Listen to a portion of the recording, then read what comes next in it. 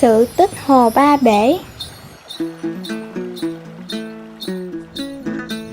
Ngày xưa, ở xã Nam Mẫu thuộc tỉnh Bắc Cạn có phong tục mở hội cầu Phật vào dịp đầu năm.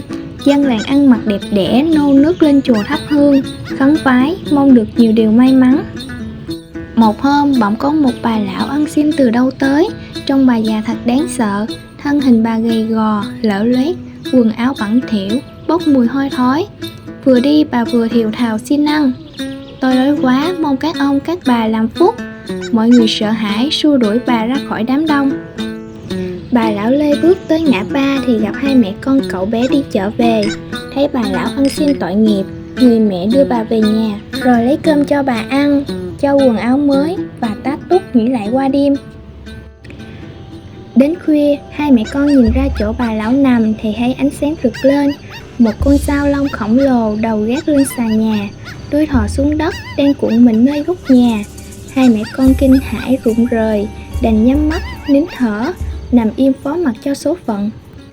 Sáng ra, họ chẳng thấy con sao long đâu cả, chỉ nhìn thấy bà lão nằm đấy. Bà cụ đang chuẩn bị đi, vẫy tay người mẹ lại gần, bà bảo rằng vùng này sắp có lụt lớn và đưa cho một gói tro bếp, dặn đem rắc quanh nhà. Nghe vậy, người mẹ lo lắng hỏi làm thế nào để cứu người bị nạn.